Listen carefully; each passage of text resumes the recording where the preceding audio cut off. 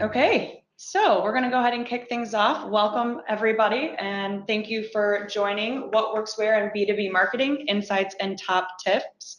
We're really excited to have you here, and you're in store for some really great insight and research. So just really quickly before we begin, I wanted to say that we have these webinars once a month.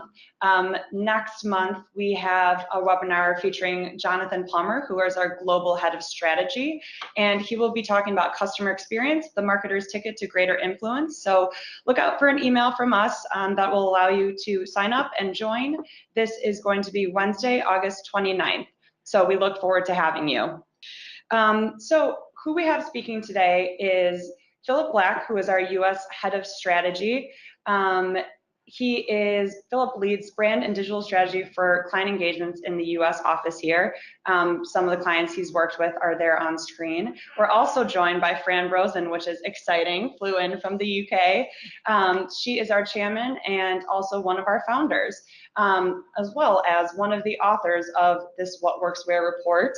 So with that, we're gonna go ahead and kick things off. Thanks so much, Alexa, and hello, everybody. It's a great pleasure to be here in Chicago and to be sharing some of the insights from our latest research. We started doing this back in 2011, and we've done it every year since then. In the UK predominantly, but we've also looked at the US, China, India, and most recently in 2017, we did a study in the UAE. And the goal is to share insights which are going to help B2B marketers be more effective. And the reason we do it is that there's so little research in the B2B space, and we think that's both due to budget restrictions and also, quite frankly, the fact that there's so much activity is done to create commercial advantage, and therefore it isn't shared publicly. So this is one of the few studies that we're aware of that actually shares data overall for B2B marketers. Now, this year's research we're calling Marketing's Age of Illumination, because hopefully, as we'll see during this webinar, marketing is really shining its light right across the organization. And in this session specifically, we're going to be covering off the key findings from the research and then sharing some of the insights that our respondents have shared with us, as well as some of our own points of view. And hopefully we'll hear from all of you out there on any questions and points of view that you have. So let's get started. The objective this year, our start point, as it is in other years, is to find out what marketing leaders in the world's biggest and best companies are doing to drive success. Because after all, that's what we all want as marketers, and we want to know what people are doing so we can emulate it. So the first thing, obviously, in any research project is to think about how we reach the audience. And actually, this year's survey has actually started at the back end of last year, and I guess it's a sort of tip for any of you who are involved in thought leadership projects. Start much earlier than you think you might need to. And so, back end of last year, we developed a pre-survey which we shared with a small group of a dozen or so of our clients to identify the major challenges that they were going to be facing in 2018. One of the major reasons we did that is we were hoping to knock off a couple off the list, so we could really focus, but it turns out it's not that simple, as Philip will be talking about later. In terms of how we did the research this year, we partnered with Marketing Week, the leading UK marketing magazine, because they were also interested in getting a reading on how B2B marketers were feeling and what they were doing to push their companies forward.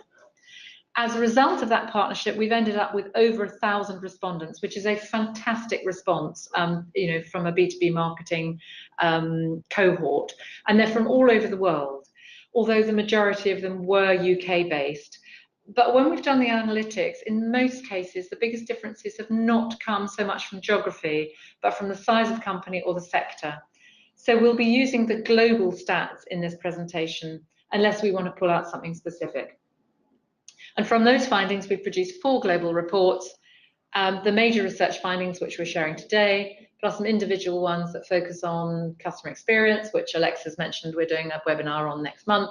And then we'll be doing follow-up sessions on the new role that brand plays and how marketing thinking is driving business success. And we'll touch on those themes a little today too. Thanks, Fran. I'd like to begin by talking about what our research said about marketers' importance and influence. And this really is a part of why we call this the age of illumination.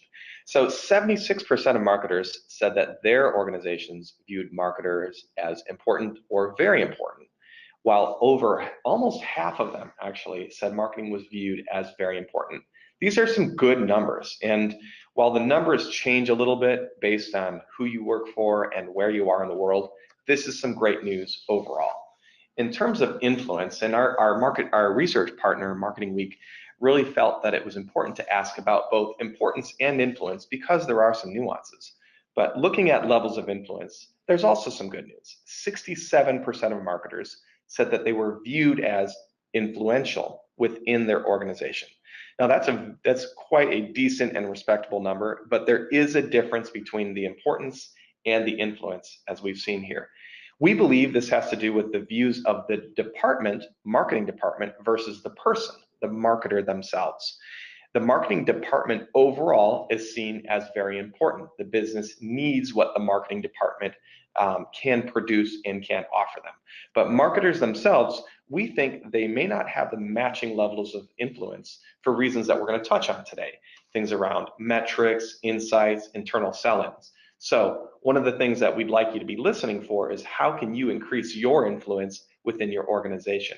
How will that help you be more successful? That's really what we're going to dig into over the course of our research today. So a little bit, just getting into the nuance a little bit, as I referenced, marketing's importance does depend on where you work. First of all, if you're within a B2B company, if you're a B2B marketer within a pure play B2B company, frankly, marketing is not viewed as important. So these numbers here have to do with those who stated that marketing was viewed as very important. So we're a little bit down at 42%. Overall, the companies don't quite understand or appreciate the role of marketing as much as B2C companies. So many of the B2B marketers working within B2C contexts have a little bit of an easier job.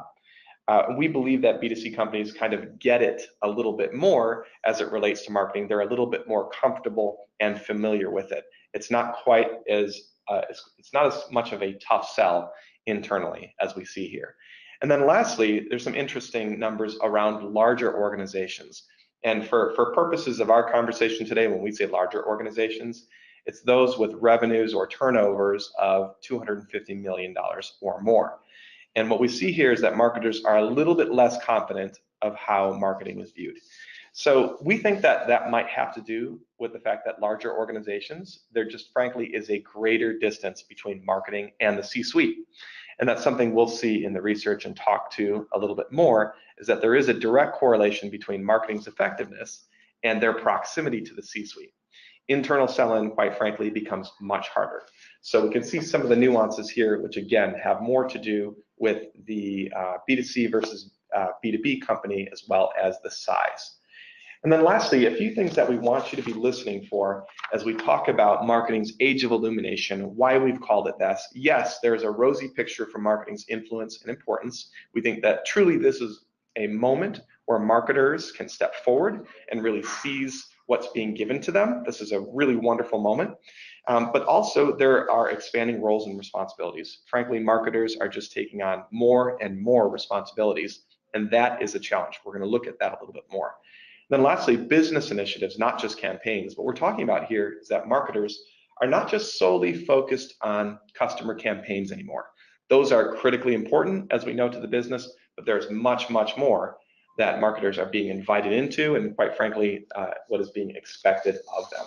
So those are some things that I'd like for us to be listening to as we continue through the research, and things that we can learn from and to make our marketing more successful in the next 12 to 18 months. Okay, so we know that B2B marketers on the whole are feeling positive about their role in the organisation. Let's dive into the research now and have a bit of a look at the top line findings. Specifically, we look at, and as we have done every year, marketing objectives, channel usage, and critically what respondents think is effective in terms of those channels. And then we're going to explore the challenges they're facing and what we're hearing about how people are addressing those challenges. Let's start with the objectives then. And this is what all respondents were telling us were really at the top of their tree in terms of what they needed to focus on. Now, a bit of a caveat, one question we always get asked is why there isn't a question about driving sales revenue on this list. But the reason is that we take that as a given. It's a business objective for us. What we're interested in is what marketers are doing particularly to help drive revenue. Now, the first thing we've seen is that raising brand awareness is absolutely top of the objective. So it looks like brand is back. It's the biggest objective, and it's more than we've seen in previous years, where building customer relationships and strengthening thought leadership has led in previous years. And then you can see that developing the brand position is the third most important objective.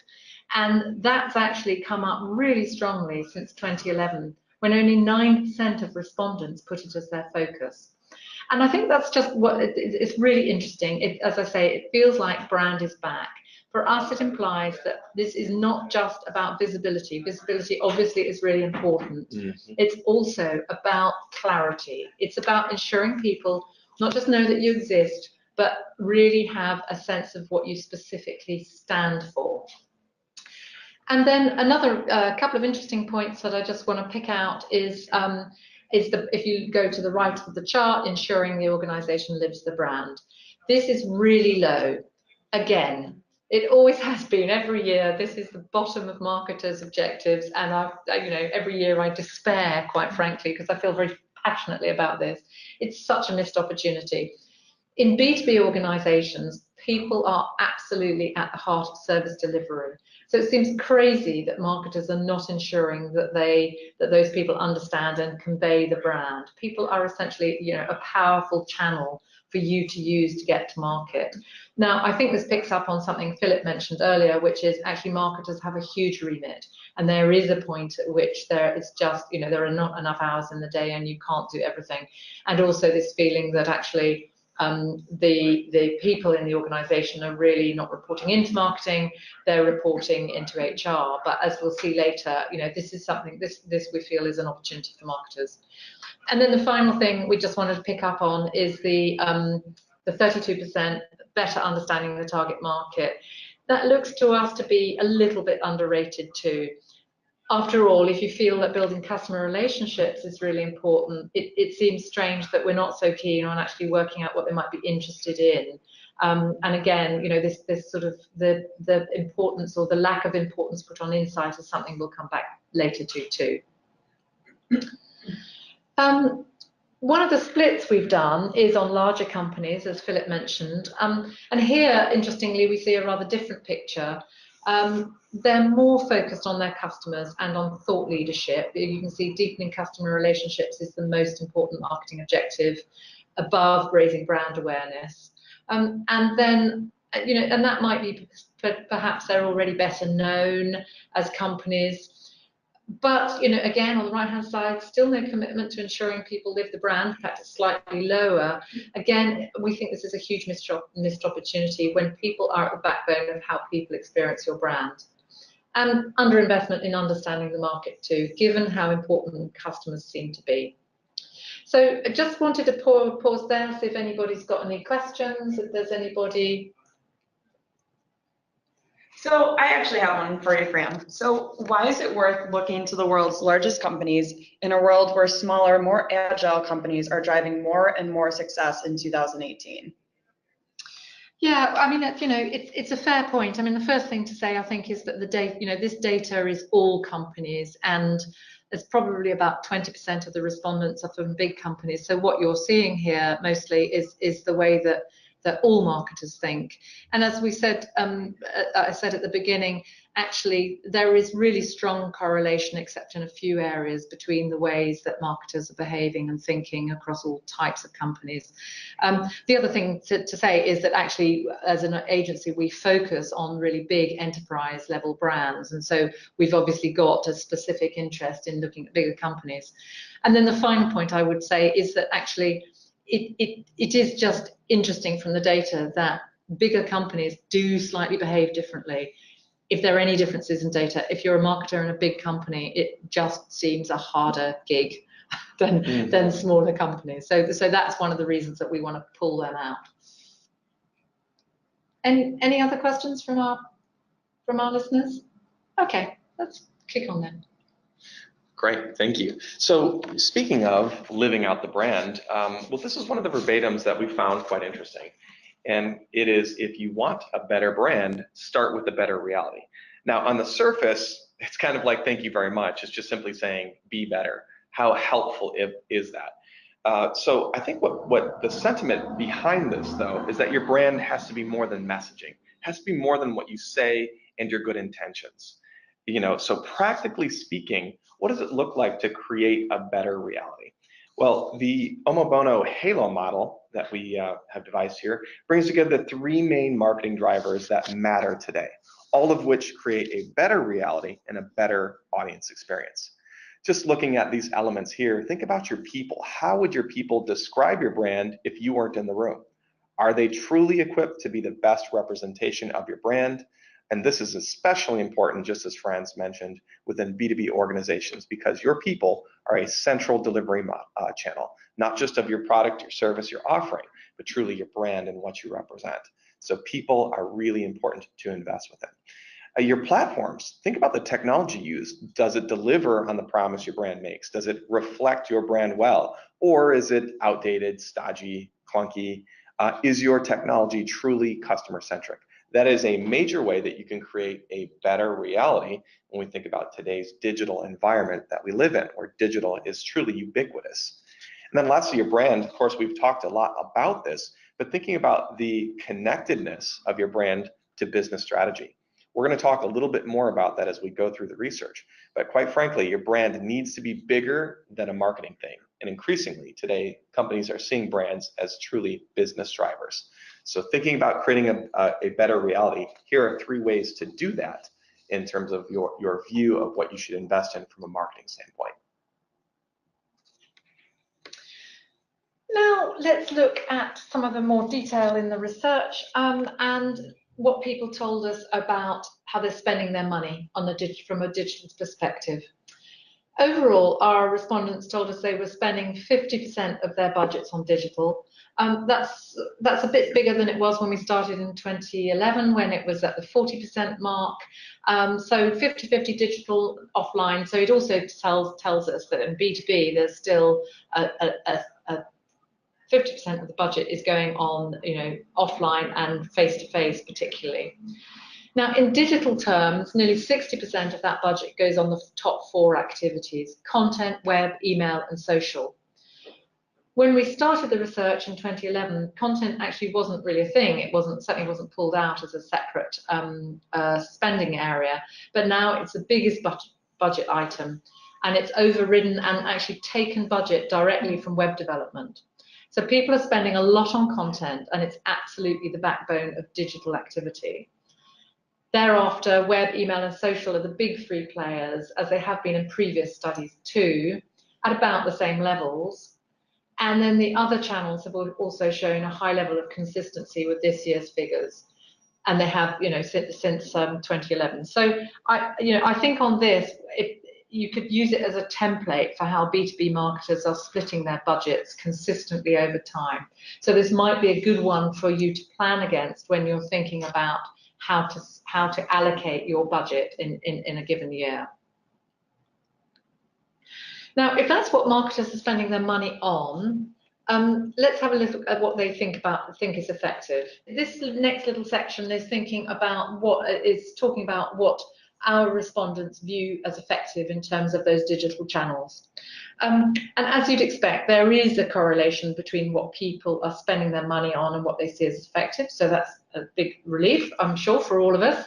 But this year we also asked people to give us a sense of how their views on effectiveness might have changed, so that we can get a sense of the sort of dynamism of the budget allocations. And this is what we found.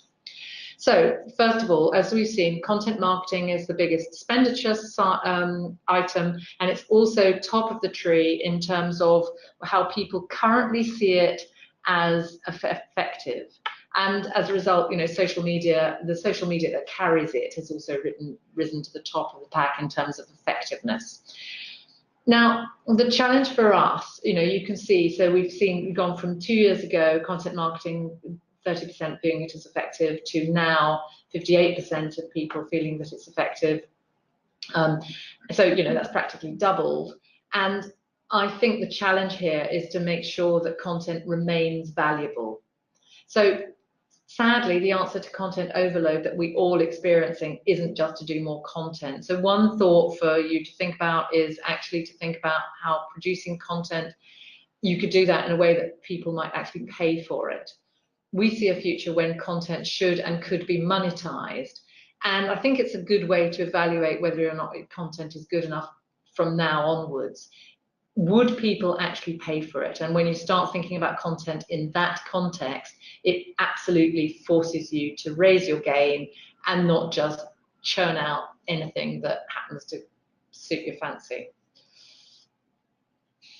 Then if we go on to the next slide, here we go, where we've got website development. So websites have shown a big fall in terms of their perceived effectiveness, which is interesting given that they're expensive things and they take a big chunk of the budget. And also, as in previous years, websites actually have been in the top slot. Now, we're thinking that this could be because historically websites have been a bit disconnected from other marketing tools and they've been developed in isolation. And what we're seeing today is a lot of re-platforming going on as companies seek to link their marketing activity via automation platforms more closely. And so, linking the journey from automation to their website traffic and then onwards to their CRM systems. So re-platforming and a really deep understanding of the user journey may mean that websites may regain their perceived effectiveness in time. So let's see what happens next year.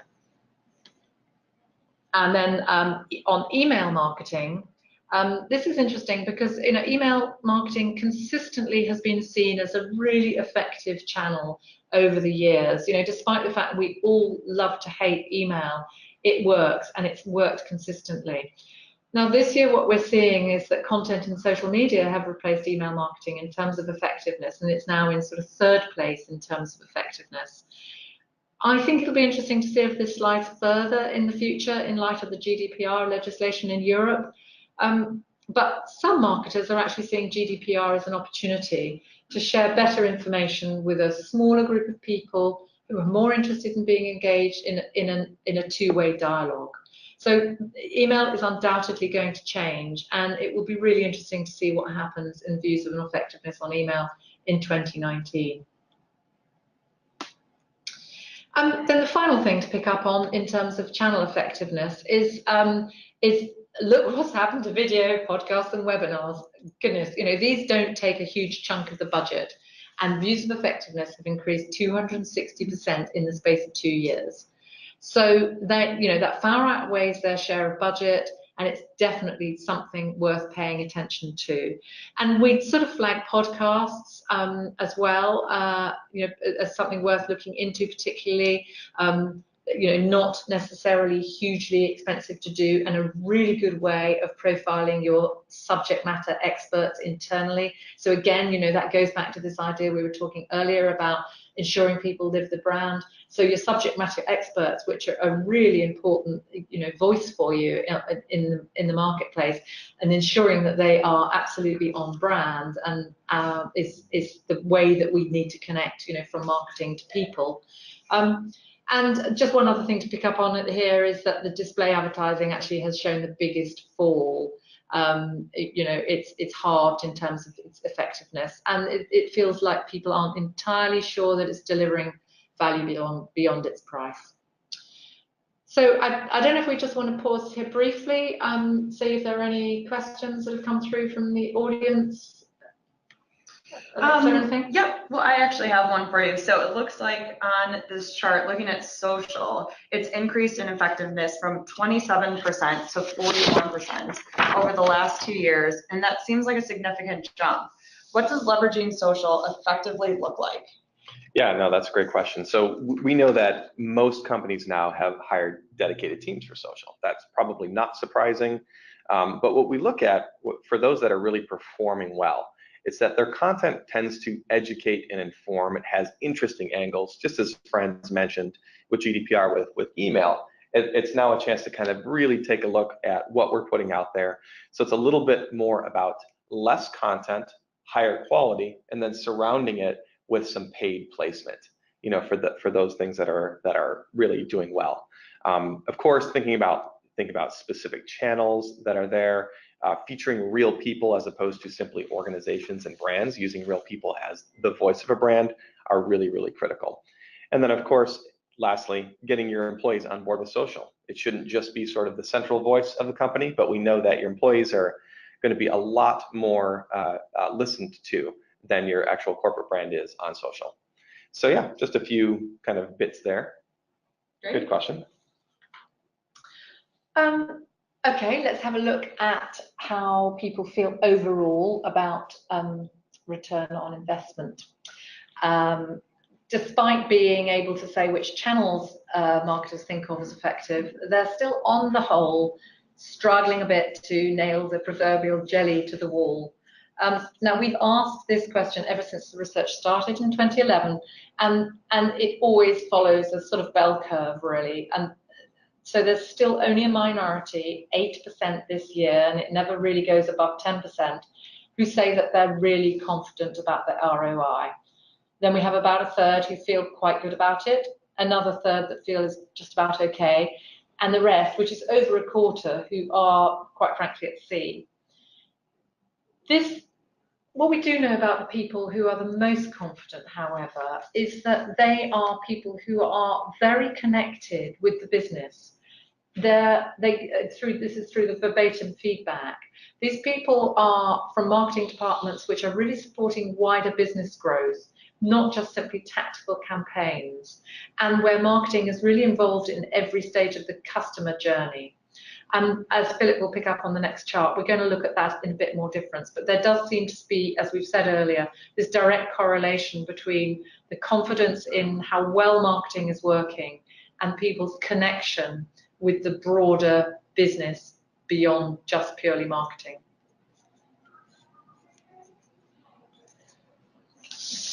So we looked at CMOs and marketing leaders, and we asked what were their greatest challenges. And what we saw was that, frankly, everything was important. It's not a big surprise. It would drop off, right? Yes, we're hoping for a little bit more peaks and troughs here, but quite frankly, everything is rated heavily, which tells us that CMOs, as we know, are very busy people. They have, as Fran's already referenced, a really incredibly wide remit, ranging all the way from the big strategic issues of ensuring the organization is aligned around the business strategy, to the brand, to monitoring the commercial impact of what they do. So there's a lot going on here. And what we did is we saw that these challenges tended to fall into three distinct groupings. First, let's just look at the middle in light blue here.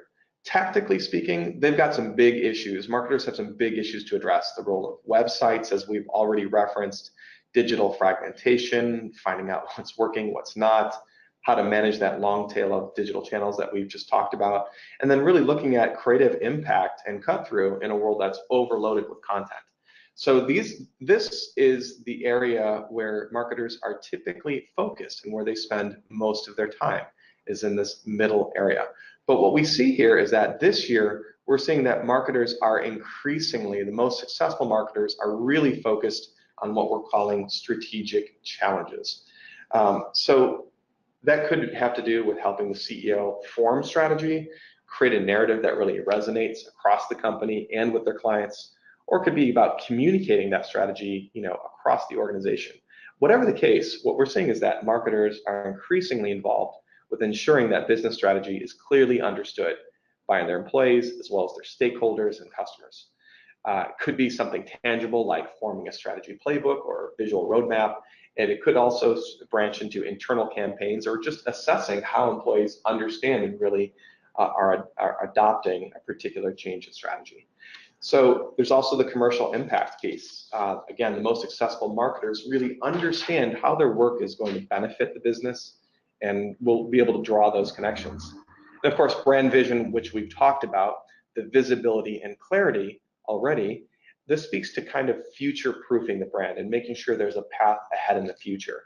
When we think about the rapid pace of change within the business world, increasingly marketing leaders are thinking about where the brand is going, where the ball is heading. And then lastly, let's look all the way at the bottom of the chart here. We see that internal sell-in is a really, really big issue. In the verbatims that we reviewed, we saw time and time again that getting to the C-suite, and really the CEO in particular, getting them on board at the heart is really at the heart of what's making marketers successful within their organizations. In fact, when we looked at bigger organizations, we actually found that internal selling was the #1 challenge. So we see there are quite a few challenges here. That was the #1 challenge for a bigger organization. So it's not something you can truly ignore if you're going to be successful. And further, I would simply add that if you're wanting to focus on creative impact, which is a worthy cause, or even thinking about commercial impact, it's going to be hard to do that unless you do a good job of communicating that inside.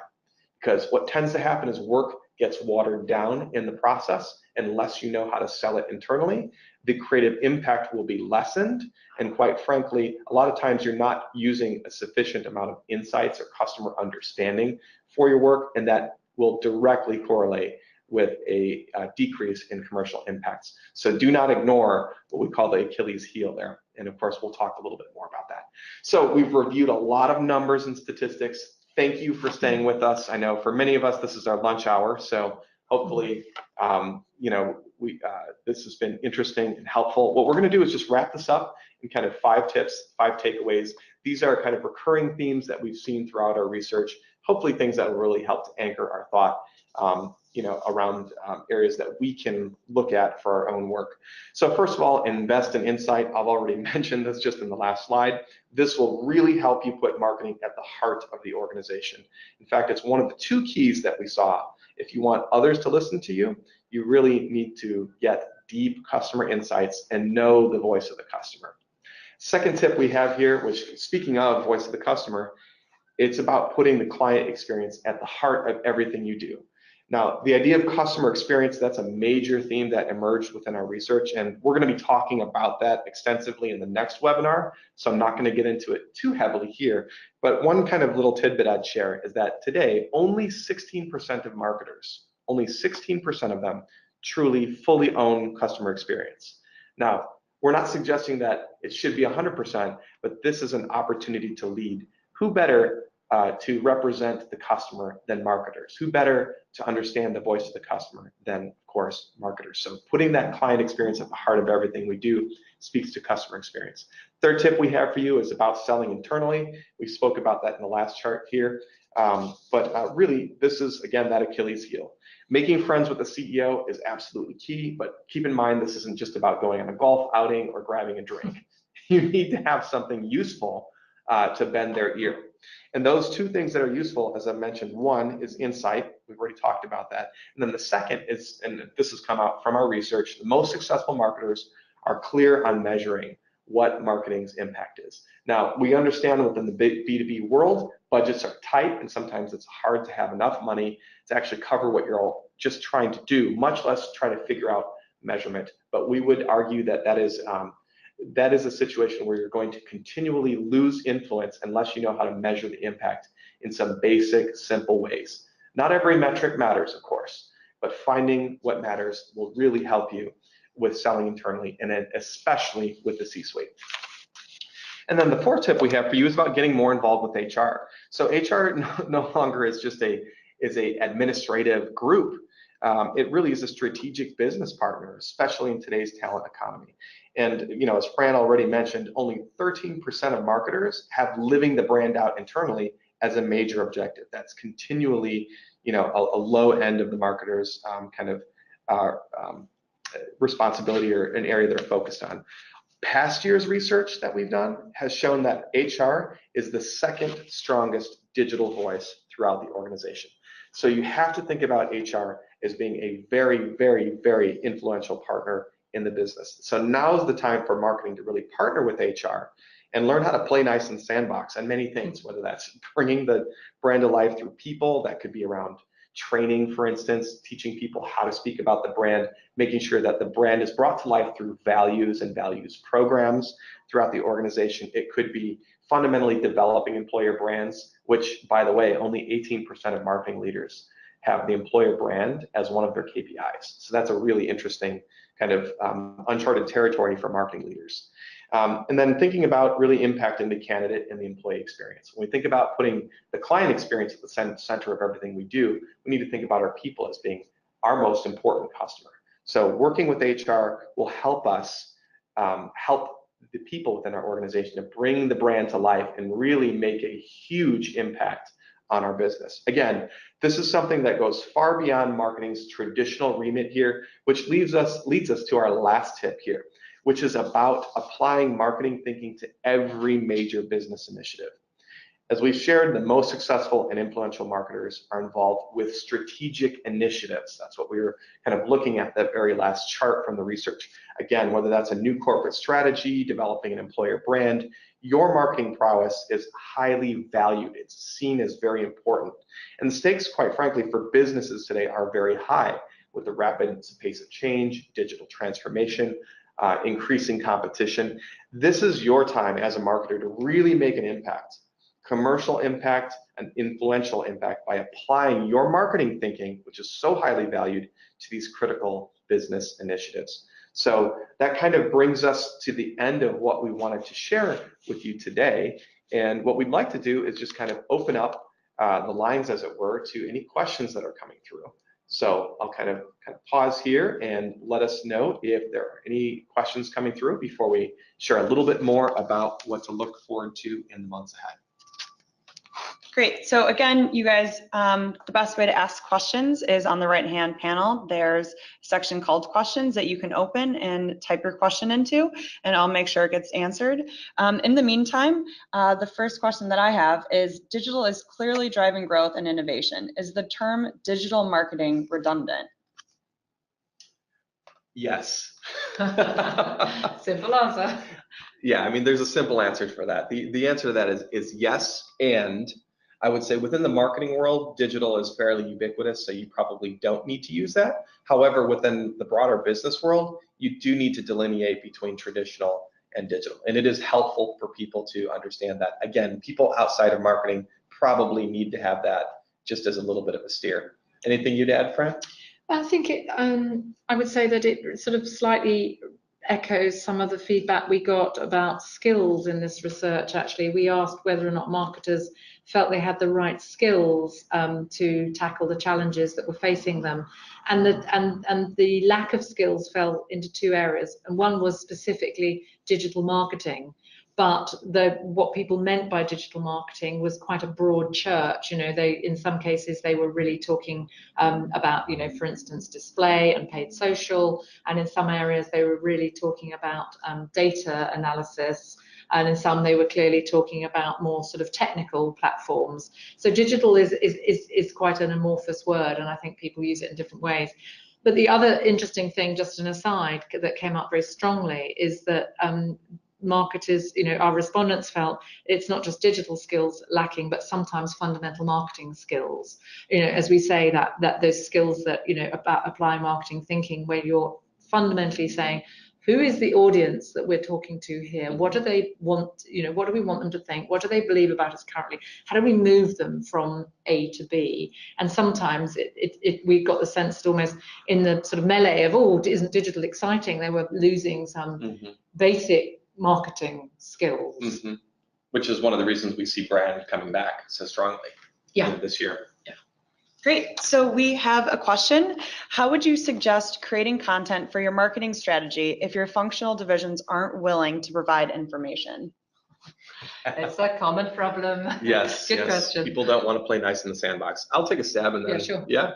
Okay. So one of the ways you can do that is by making the ogres jealous. So what that means, quite frankly, is not every business division is going to be as difficult as others. So what we would recommend is that you find a champion within your business, a champion business division that's willing to play nice, and then let's shine the light on them. And when the ogres kind of see what you're doing for that business division and the commercial impact you're having and the new marketing qualified leads that are coming in, they're going to want to work with you. But quite frankly, what we see as B2B organizations, traditionally sales has a little bit of a louder voice within the company. And so what you want to do is demonstrate what you're able to do. Yeah. So that's kind of one way I would say is basically pilots. Yeah. Find a few friends, pilot it, and expand from there. Yeah. And then I think the only thing I would add to that is try and make it as easy as possible. I mean, we've been talking a little bit on this call about the idea of sort of marketing within the organization, of trying to make sure that people internally know what you're doing. And I think that sort of, that builds on what you're saying, Philip, that the more that you tell people internally what you're doing, the more they sort of understand why they, their involvement might be valuable and important. And once they get to that stage, just try and give them really simple tools to do it, helping them with their LinkedIn profiles, or, helping them understand, how to share information on Twitter, giving them really easy things to share, make life simple. None of us do anything if it's hard, if there is an easier path to follow. Great. Any other questions? I actually have one more. So this is a two-part question. Okay. Do you have a group set of metrics that are important to measure? And then how do you define which metrics matter? Well, another really good question. Thank you. Metrics are fearsomely hard. I mean, I think, quite frankly, if there was a simple answer to this question, then we wouldn't have that bell curve in the ROI question. Everybody would be saying, yeah, I have total confidence in my ROI. The truth is that obviously metrics vary according to the channel that you're using and what you're trying to achieve.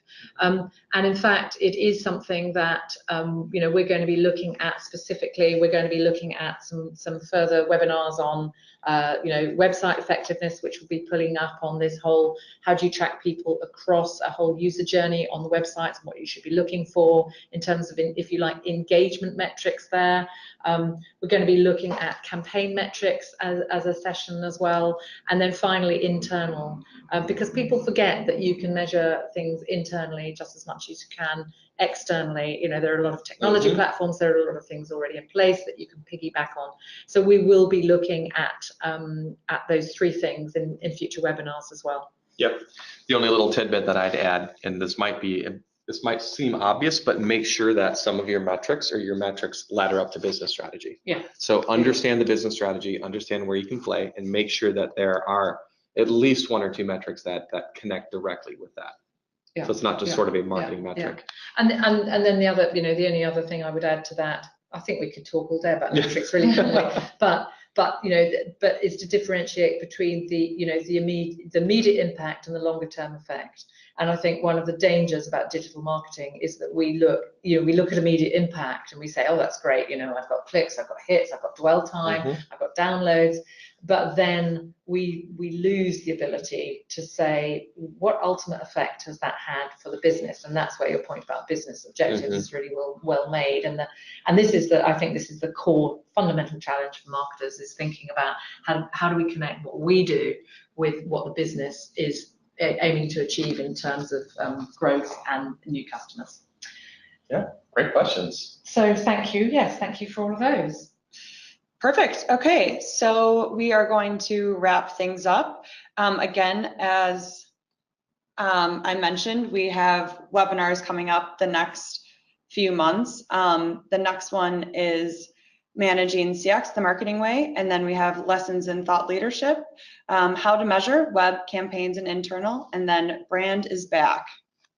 Yeah, so these are all webinars that directly relate with the research. And while we've done kind of a high-level overview today, we're going to dig into each of these themes and look at how they will truly impact and make your job better and help you be more successful in the next 12 to 18 months. So if you're interested in the report, you can download it today. We've got a little short link right there, omobono.com/www2018. So check it out. You can download your copy and have it in your hands within about 20 seconds or so. So that's immediate gratification. And then again, next session, don't miss this. Jonathan, he's an awesome speaker. He's going to be talking about customer experience, really digging into one of those 3 big themes that we've already mentioned, and how it's the marketer's ticket to greater influence. So look forward to that end of August there. And yeah, I think that brings us to the end of our program today. So we'll hang on here for another minute or 2 if there are any other questions. Otherwise, thank you so much for joining us and giving your time. We've really enjoyed, talking through some of the questions and sharing a bit of this research with you. And as you can see, we have Philip and Fran's contact information up there. So if you think of any questions after this, please feel free to reach out. I know they would love to answer any additional questions you might have. So thank you guys so much, and we look forward to seeing you at the next one.